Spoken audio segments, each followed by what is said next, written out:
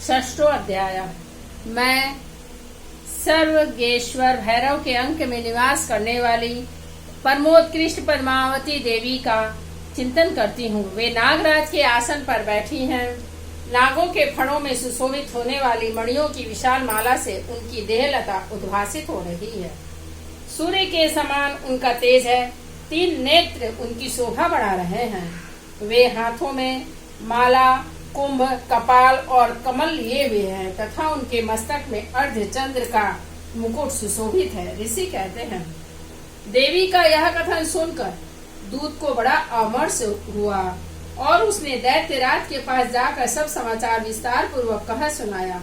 दूत के उस वचन को सुनकर दैत्यराज कुपित हो उठा और दैत्य सेनापति धूम्रलोचन से बोला, धूम्रलोचन, तुम शीघ्र अपनी सेना साथ लेकर जाओ और उस दुष्टा के केस पकड़कर घसीटते हुए उसे बलपूर्वक यहाँ ले आओ। उसकी रक्षा करने के लिए यदि कोई दूसरा खड़ा हो तो वह देवता, यक्ष अथवा गंधर्व ही क्यों न हो, उसे अवश्य मार डालना। ऋषि कहते हैं, शुंभ के इस प्रकार आज्ञा देने पर वह धूम्रलोचन दैत्य 60,000 असुरों की सेना को साथ लेकर वहाँ से तुरंत चल दिया। वहाँ पहुंचकर उसने हिमालय पर रहने वाली देवी को देखा और ललकार कर कहा, अरे तू शुंभ निशुंभ के पास चल। यदि इस समय प्रसन्नता पूर्वक मेरे स्वामी के समीप नहीं चलेगी तो मैं बलपूर्वक झोटा पकड़कर घसीटते हुए तुझे ले चलूंगा। देवी बोली, तुम्हें दैत्यों के राजा ने भेजा है। तुम स्वयं ही बलवान हो और तुम्हारे साथ विशाल सेना भी है। ऐसी दशा में यदि मुझे बलपूर्वक ले चलोगे तो मैं तुम्हारा क्या कर सकती हूँ। ऋषि कहते हैं, देवी के यूं कहने पर असुर धूम्रलोचन उनकी ओर दौड़ा।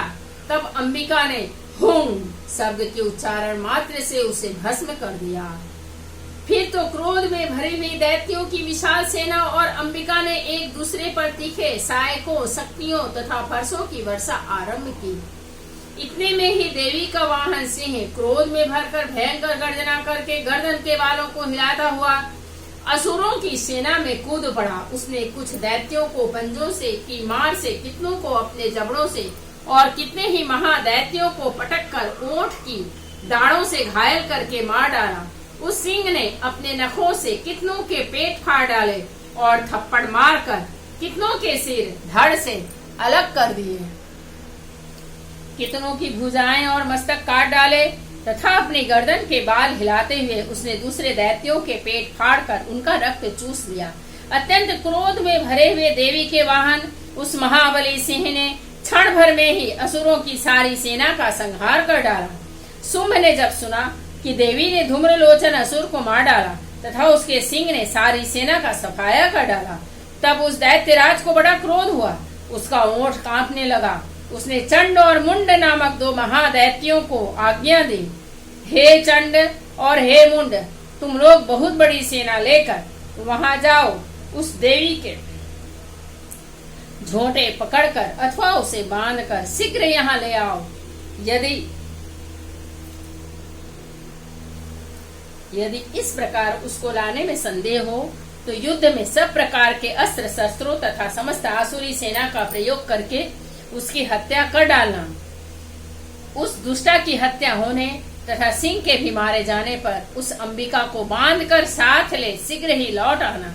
इस प्रकार श्री मार्कंडेय पुराण में सावर्णिक मनवंतर की कथा के अंतर्गत देवी महात्म्य में धूम्रलोचन वध नामक 6ठा अध्याय पूरा हुआ। जय माँ दुर्गा, जय अंबिका देवी, नमो नमः।